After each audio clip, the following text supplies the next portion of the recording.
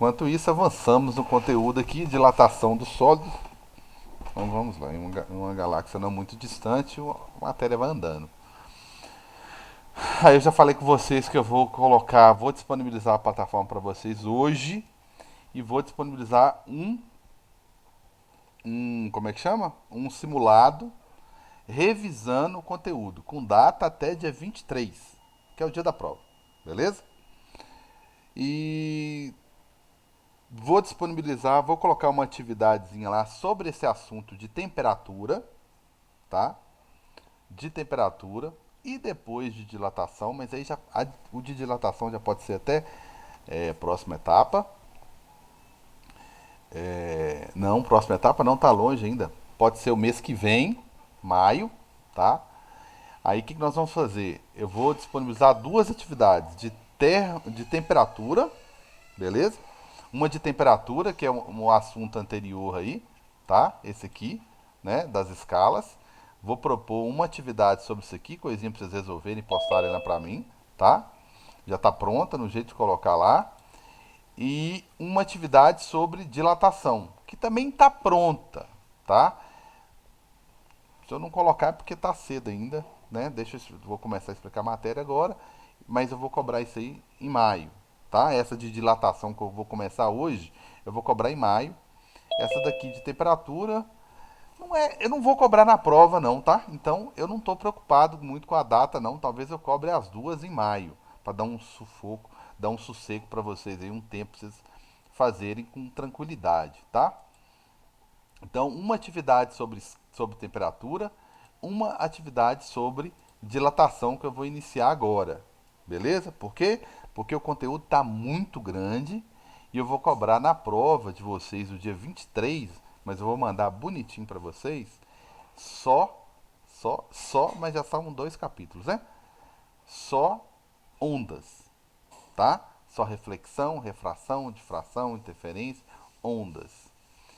Então eu vou fazer um simulado com a data do dia 23 de abril, com conteúdos relativos a ondas, no mesmo nível da prova. Tranquilos? Então, no mesmo nível da prova. Talvez eu faça até um simuladinho aí sobre temperatura e dilatação para vocês fazerem, mas para maio. Pra vocês fixarem o conteúdo, que eu não vou trabalhar, não vou cobrar ele agora em prova, tá? Deixa eu ver como é que vai vir um volume 2 direitinho, que aí no volume 2 lá na próxima prova, a gente vê o que faz, tá certo? Vida que segue, não vou estressar agora não. Mas o conteúdo de ondas, ele é essencial, ele é fundamental, ele cai muito no Enem, tá? E vocês já viram aí nesses dois capítulos praticamente tudo que temos de ondas. Então é um conteúdo mais do que justo de ser cobrado numa prova, tá? Eu não vou misturar ele com mais nada, beleza? Ele já é ótimo para a prova. Tranquilos? Conversado? Gravado? Registrado? Dia 20 e algum quantos, Carlos? 23 Que que é a eu prova, perdi. Ah, obrigado. tá? 23. Tranquilos? Se eu não me engano é uma sexta-feira, então vai ter tempo naquela semana do dia 23, fazer uma revisãozinha aí, tá? Então tá aí, fechou então, fechou, tá? Fechou. Vamos tentar fazer, vai depender da onda roxa aí, mas vamos fazer os dois experimentos primeiro, de elétrica e de coisa, e eu queria que vocês manifestassem, poder ir anotando na lista de presença de vocês, quem tem o termômetro, tá? Que aí a gente encerra a primeira etapa de laboratório de física experimental também. Então vamos lá, galera. O assunto de hoje é dilatação. Dilatação de sólidos e eu vou falar de dilatação de líquidos também. Não hoje, mas vou falar. Tranquilos? Bem, gente, o que eu estudei até agora? Eu estudei sobre temperatura, o conceito de temperatura. O que é temperatura? Tá? Temperatura é grau de agitação. Né? Quando eu estou falando de grau, grau de agitação, de velocidade com que essas moléculas estão movimentando. Né? Quando eu falo sobre isso, eu estou falando de temperatura. Tá? E nós vimos que esse grau de temperatura, né, que esse grau de agitação, perdão, que é a temperatura, ele não pode ficar baseado só em sensações. Ah, eu acho que isso aqui está quente, eu acho que hoje está frio. né? Tem gente com blusa, tem gente sem blusa. Então a sensação não é suficiente para mensurar, para medir alguma coisa, tá? Então a gente precisa criar uma escala, criar aí ó, um exemplo clássico que eu falei na sala de aula, né? O próprio martelo que está inserido no ambiente, que está com a temperatura do ambiente. Você pegar na parte metálica, como você vai perder mais calor, porque o metal ele conduz muito bem o calor da sua mão para ele, então você vai ter a sensação térmica que a parte metálica está mais fria. Isso é fácil você fazer na maçaneta da porta, né? E depois pegar na porta, né? Ou fazer ao mesmo tempo. A parte de madeira do martelo ou da porta, você vai perceber que você perde menos calor. Então você não vai ter a mesma sensação, né? Que você tem lá na parte metálica. Então você vai ter a sensação que não está tão frio assim o cabo, que está mais quente. Beleza? Mas não dá para viver só de sensação térmica, né? Você precisa medir isso. E nós usamos o que? Nós usamos exatamente um líquido que quando aquecido, quando ele recebe energia, ele movimenta mais, né? E como ele movimenta mais, ele ocupa mais espaço, tá certo? Como ele ocupa mais espaço, ele dilata, beleza? Bem, deixa eu forçar a amizade aqui, tá? E fechou sem querer aqui. Deixa eu abrir meus gases do simulador. Então, lá nos gases que eu já mostrei para vocês no simulador,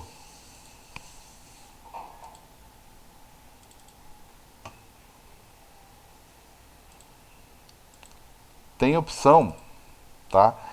É, de fornecer tanta energia, colocar umas partículas aqui, seja elas leves ou pesadas, tá? Colocar umas leves agora para variar. Então essa agitação, essa movimentação aqui, ó, se eu acrescentar, se eu aumentar isso aí, e eu vou deixar manter constante, não, não, não, não. Eu quero ver se eu consigo até mesmo dilatar isso aí. A pressão está alta, está movimentando. Então se eu aquecer isso aí, né, ele vai dilatar. Cadê a liberdade dele de movimentar? Largura.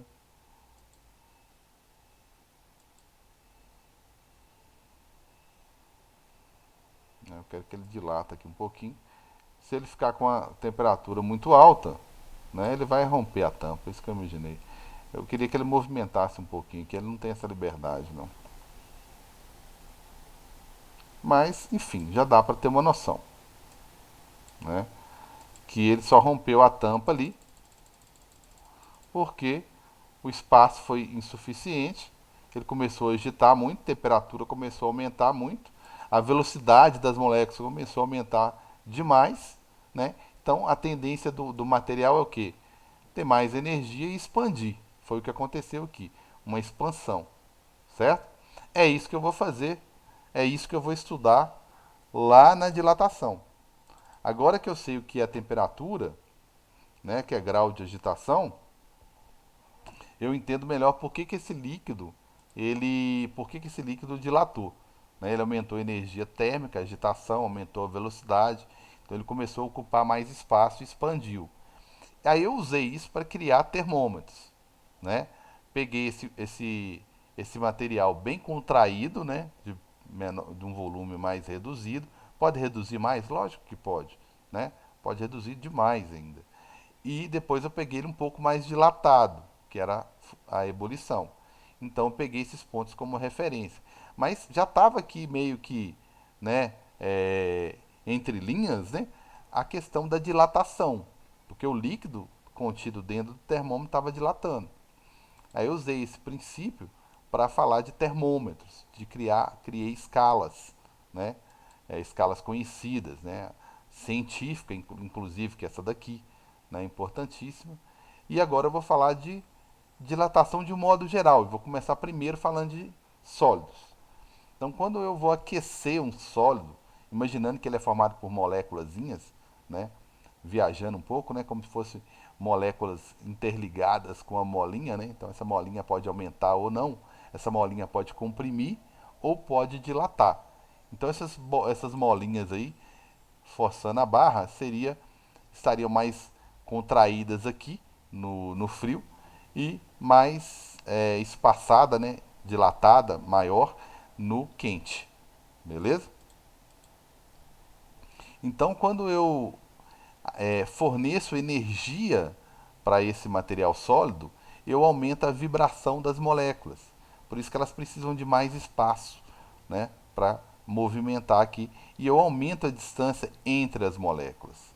Quando eu faço isso, eu estou proporcionando o quê? Um aumento de material, do material. Gente, a gente vê isso em várias situações do dia a dia, tá? Você pode ver isso em várias situações do dia a dia. Uma delas, a mais óbvia, que está no chão, provavelmente no chão do seu quarto, do seu espaço aí, do seu ambiente, que é a distância entre as cerâmicas, os porcelanatos, né, as peças de pedra do chão. Você deixa um espaço entre elas.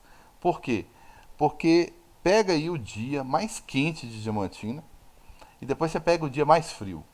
O dia mais quente em Diamantina, o verão, assim, o dia mais quente, essa cerâmica ou esse porcelanato, né, ele vai dilatar, ele vai aumentar o tamanho dele.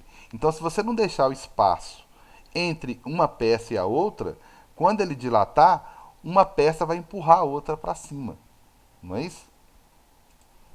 Então, exemplos, né, do dia a dia aí de dilatação, né, dilatação térmica, são as mais diversas, tá certo? Se eu pegar uma cerâmica, por exemplo, ponte, vamos pegar uma ponte,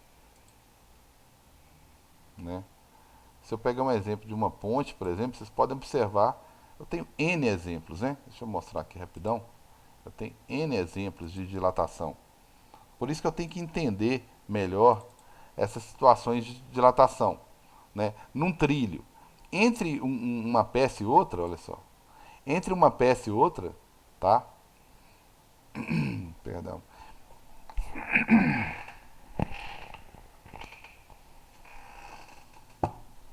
Eu tenho que deixar uma separaçãozinha, pode observar aqui, ó. Eu tenho que deixar uma separação, por quê? Porque senão vai acontecer isso aqui, ó. Um trilho vai empurrar o outro na hora que dilatar, né? Então, para que não aconteça isso aqui, ó, isso aqui foi esqueceram de calcular a dilatação, né? Durante o aquecimento ali, ó, uma peça empurrou a outra. Você pegar uma peça dessa daqui, de trilho, olha só, que tem uns 10 metros de comprimento, por exemplo, ela vai dilatar muito, né? Então eu tenho que deixar uma certa separação no trilho. Lógico que não pode ser uma separação, não vai ser grande demais, né? Mas assim, vou deixar um espaço, né? Quando o trem passar ali, não vai nem sentir, mas eu vou deixar um espaço para ambas as peças crescerem, dilatarem, tá? Então isso aí é necessário. Enfiação também é necessário. Se colocar a fiação de poste muito esticada, né? O que vai acontecer? Bem, no inverno ela vai dilatar demais, pode ficar muito baixa e oferecer algum risco, né? Se estiver numa via pública, né, dentro da cidade, pode oferecer um risco muito grande.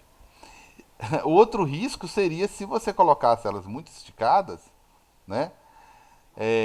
Na hora que contraísse, né, que diminuísse de tamanho, que seria no inverno, né? No inverno vai recuar, vai comprimir, vai ficar com frio ali, né? Poderia até arrebentar um cabo daquele ali, ele cair, encostar no chão, ficar pendurado ali e matar alguém, né? Alta tensão.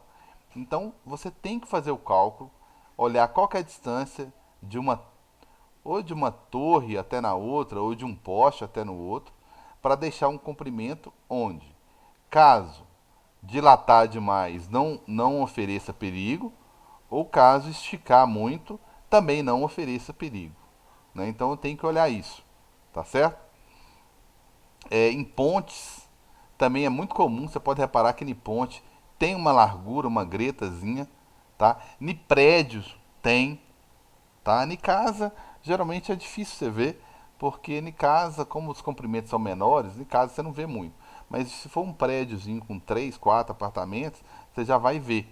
Então, em ponte, deixa esse espaço aqui, deixa até mais, pra você ter uma ideia, tá? Eles costumam deixar até uma distância maior, entendeu? Eu venho observando, quem conhece Mendanha aqui já reparou, toda vez que tem época de muita chuva, acontece a mesma coisa. Tem um espaço lá na ponte de Mendanha, onde passa o Jequitinhonha, indo pro lado de Couto aqui, né? Que tem um espaçozinho que é obrigatório, né? Porque a ponte de concreto tem um certo comprimento. Se não tiver esse espaço, ela vai dilatar e a ponte vai, né, pressionar o asfalto ali, vai danificar a estrutura. Toda vez que chove muito, que o rio sobe bastante, o pessoal sempre comenta, nossa, já até aumentou a trinca lá, tô achando que abalaram a ponte lá de Mendanha. Tem nada a ver uma coisa com a outra, tá? Não tô falando que não há risco, né, de acontecer isso numa água muito forte. Mas lá tem uma dilatação que geralmente chove mais em que época do ano, galera? Geralmente não é no verão, então já é na época mais quente do ano.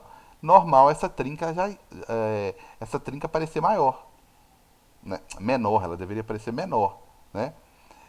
No inverno ninguém repara, mas se no inverno você reparar, a trinca vai estar maior do que na época de enchente, né? Porque ninguém repara, porque frio, não tem ninguém preocupado, o rio está até baixo, né? Mês de agosto ele está no ponto mais baixo dele. Então, isso aí é um exemplo, tá? Eu tenho vários exemplos que eu poderia, né, passar aí, exemplos em várias estruturas, né? O engenheiro tem que considerar isso aí, tá? Em cerâmica, a mesma coisa, quando você vai instalar uma cerâmica no banheiro, na sua casa, enfim, tem que deixar um espaço, tá? Mas, ô Carlos, Pode falar, amigão. tem muita ponte que não tem esse espaço aí. Ó, depende do comprimento. Opa, não precisava nem ter entrado aqui não. Depende do comprimento. Deixa eu voltar em ponte aqui. Do comprimento da ponte. E em algum lugar ela tem que ter algum espaço de dilatação. Às vezes pode ser que seja no final dela, né? No início, no final, depende do referencial aqui.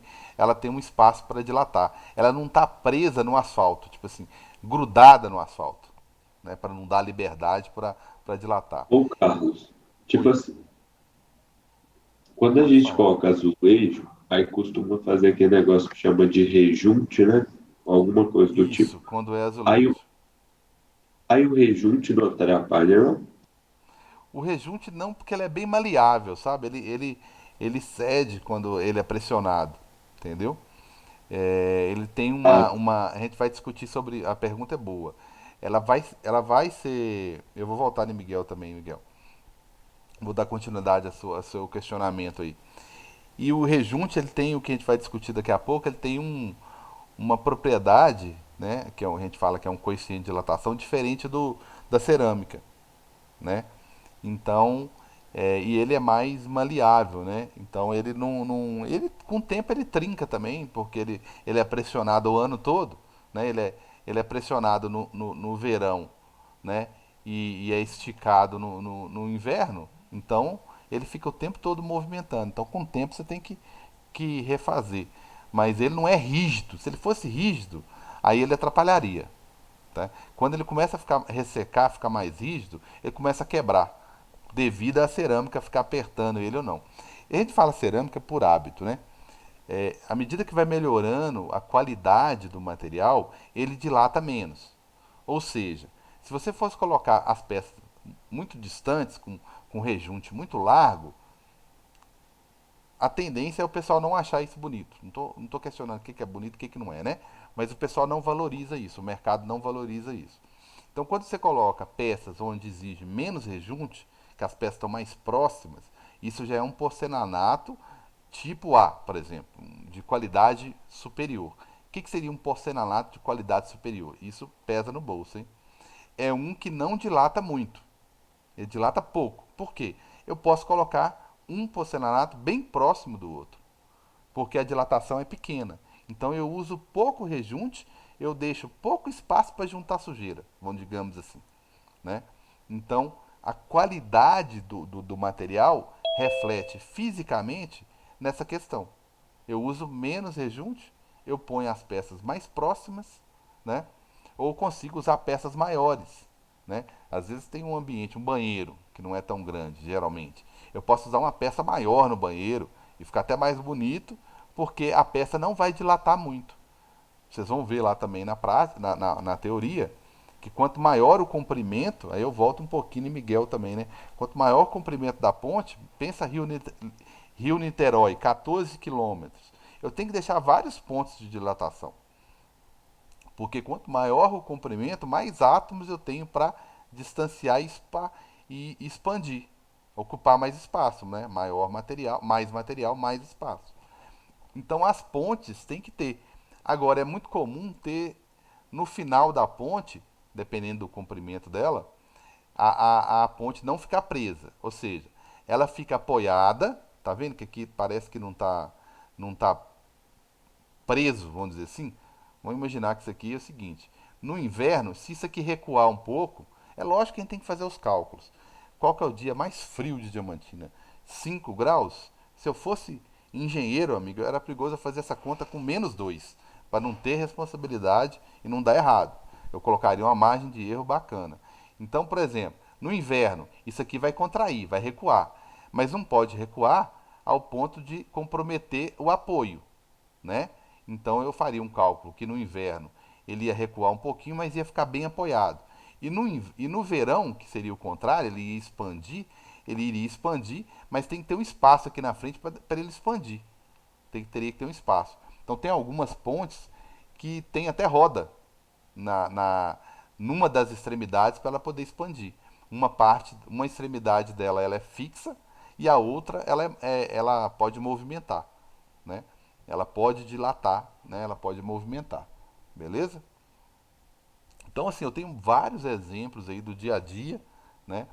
Talvez, Miguel, algumas pontes mais simples que não está usando muito, está contando mais com a sorte, né? Ou então o viaduto lá de Belo Horizonte que caiu tem uns 2 anos atrás, hein? Né? Lá caiu por questões de porcentagem de concreto e ferragem, né? E provavelmente usou a ferragem errada, porque deveria ter usado uma ferragem mais cara, mais grossa e não usado. Esse aqui é um sistema de. Olha só esse sistema aqui, ó. Lá estava melhor. Olha como é que esse sistemazinho aqui, ó, ele dá liberdade para dilatação. Olha só, essa peça aqui, ó, ela pode dilatar aqui que tem espaço e as outras duas também, ó. Né? Então isso aqui no verão, isso aqui está bem próximo. É a ampliação disso aqui, né? Ou da ponte aqui, né? Que ele colocou aí, ó. Deixa eu voltar um pouquinho.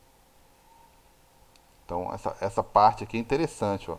É como se fosse um zíper, né? Que ele deixou ali com liberdade para dilatar, né? Não vira um buraco quando no inverno, né? Quando contrair, não vira por causa que tem esses dentes aqui, mas no verão que vai aumentar, no verão vai só completar aqui, vai quase encostar, mas não vai ficar totalmente encostado, senão uma peça quebra outra. É... Carlos Augusto, eu não sei com que frequência que você vai lá, amigão, na universidade, porque eu sei que seu pai trabalha lá. Lá tem vários pontos no prédio, inclusive que a gente trabalha lá, que já teve que ser substituído. E várias cerâmicas que subiram, tiveram que ser trocadas, porque não deixaram o espaço suficiente para dilatação. No prédio do Colégio Diamantinense, quando você sobe a escada ali, ó, né, difícil é lembrar agora, né, depois de tanto tempo, né, a primeira sala ali, geralmente era o primeiro ano, o segundo e o terceiro, né? No primeiro ano ali, assim que você acabou de subir a escada, já tem um espaço de dilatação grande na pilastra. Quase todas as pilastras lá tem um ponto de dilatação, tá certo? Então, poderia dar N exemplos aqui. E, gente, não vão. Quem nunca ouviu, isso não acontece mais, mas quem nunca ouviu um descarrilhamento de trem, entendeu? Erro de engenharia, tá certo? Citei o exemplo lá do prédio que eu trabalho na universidade, que lá vários pontos estouraram porque não deixaram espaço suficiente para dilatação, né? Esse viaduto que eu falei de Belo Horizonte, por acaso ele caiu, né? Foi noticiado que questões em proporção de concreto e ferragem, mas um erro de dilatação também, né? Poderia ser possível. Então tem muito errozinho bobo, né, que é, né, bobo não, desculpa, né, que são sérios, que pode ocasionar coisas seríssimas, consequências seríssimas, que são físicas. E lá na engenharia a gente percebe que o pessoal acha que, nossa, os 2 primeiros anos da grande maioria das engenharias é a parte que a gente chama de básica, onde você estuda o básico da física, o básico da matemática, o básico da biologia. E o básico da física é essencial, né? Você acha que você não vai precisar disso na engenharia, aí você vai, né? Você vai precisar fazer cálculos lá que é pura física, né? Então eu teria vários exemplos aqui para falar de dilatação. Tranquilos? Falar de dilatação volumétrica e mostrar o que, que acontecia com os tanques de carro, tá? Quer ver? Dilatação de tanque de carro, olha só. Tanque de gasolina, tanque de carro. Hoje tem recurso, né? Na hora que você vai abastecer, tem alguns recursos para evitar a dilatação do tanque. Tá, gente, era tão fácil achar isso antes. Que é a dilatação do tanque. Então hoje tem um espaço, né? Deixa eu pegar o carro aqui. Tem umas válvulas, né, que deixa escapar o excesso quando o tanque dilata. Antes não tinha, né?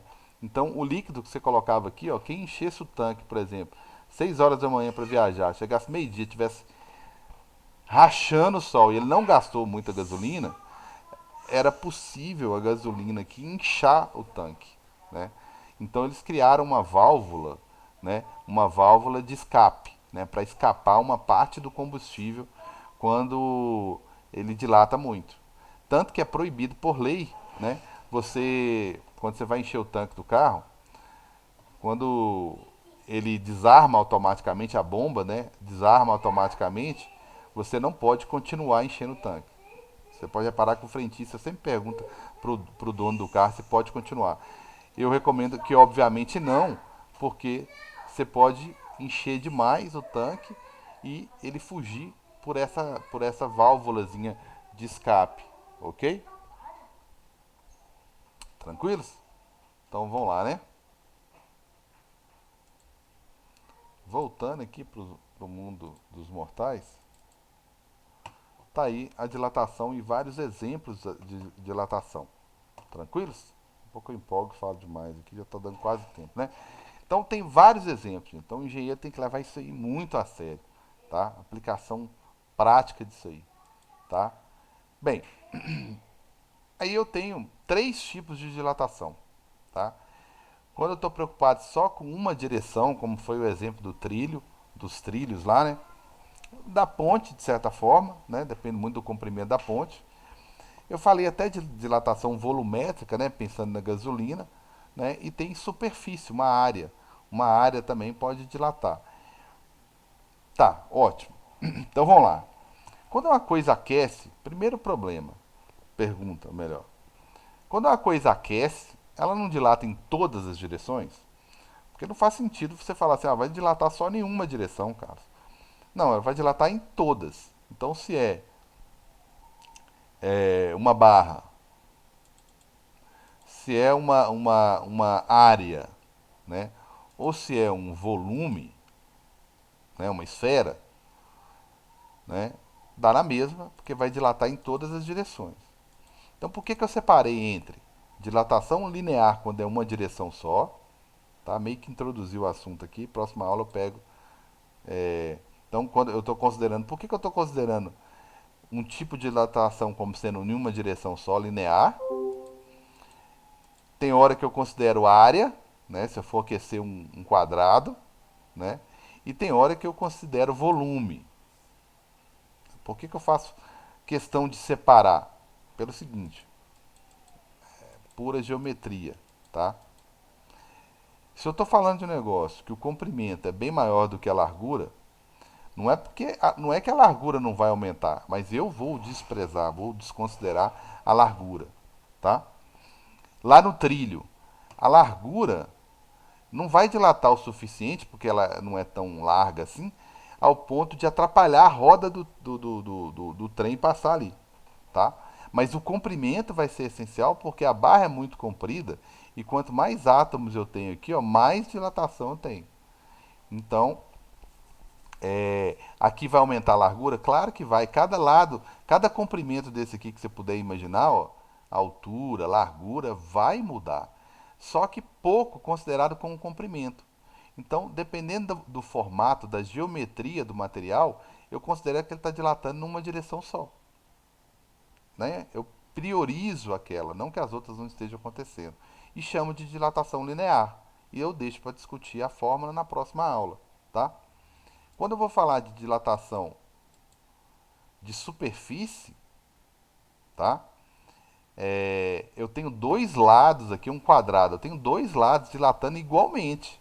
Então, como eu tenho dois lados dilatando igualmente, né, proporcionalmente, então não tem como eu desprezar um deles. Eu tenho que considerar os dois lados. E quando eu faço lado vezes lado, eu caio em quê? Em área. Né? Só que aí eu chamo de dilatação superficial. Tá? É a dilatação de uma área, tá ok? Que seria a cerâmica da sua casa aí, do banheiro, do ambiente que você está, né? Que seria a dilatação da cerâmica. Ela vai dilatar, então eu tenho que deixar uma distância mínima entre uma e outra, certo? E quando eu estou falando de objetos como uma esfera, por exemplo, uma bola, olha, como que eu vou falar de uma direção só, né? Se ela vai aumentar em todas as direções, aqui no caso em três direções, né? Em todas as direções. Então, no caso, quando eu estou falando de dilatação de uma esfera, então eu estou falando de volume, dilatação volumétrica. Por isso que eu tenho a separação entre dilatação linear, tá? São as três que eu vou estudar, superficial e, volumétrica, tá certo? Agora, isso quando eu estou falando de sólidos, né? Quando eu estou falando de líquido, não faz sentido falar das outras, só vou falar de volume mesmo, tá certo? Aí eu vou falar de volume sim. Aí só uma curiosidade, né? Vamos não exceder muito aqui, não passar o tempo.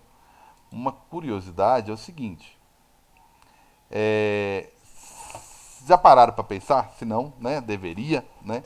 Na hora de ferver alguma coisa, que é o seguinte: quando você vai ferver alguma coisa, às vezes ele não para pensar que quando o fogo, a fonte de energia, primeiro ela está em contato com o recipiente, tá?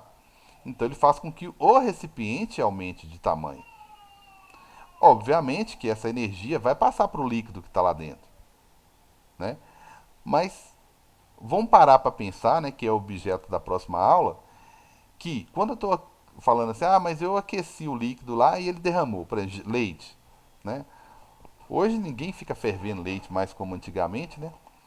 Mas eu sou da geração que a mãe saía, né? Parece que era até um teste psicológico pro filho. A mãe saía e deixava o leite fervendo. Assim, ó, quando o leite ferver, você desliga porque vai derramar. E se derramar, eu vou ter uma conversa bem psicológica e violenta com você. É sempre assim, né? A Parece que famosa tapa no pé dos é. outros. Vai lá pegar a toalha. Se você não achar, eu esfrego ela na sua cara. Aquela psicologia de mãe, aquele carinho, aquele amor eterno. Aí beleza, cara, leite. Que horas que o leite ferve? A hora que ele chega no ponto de. Não. Ponto de ebulição. Não. Ele ferve a hora que você para de olhar pra ele. A hora que você distrai com alguma coisa, você vira de costas, aí ele ferve. Ele não tem. Parece que ele não tem ponto de ebulição. Ele tem ponto de distração. Aí a hora que você dá uma vacilada ali, Nossa, ó, praga vai, ferve e derrama. leite é Porque- uma tristeza quando você vai ferver, viu? É uma Exatamente. tristeza. Aí Já aquele. pensa, Eu vou falar, desculpa.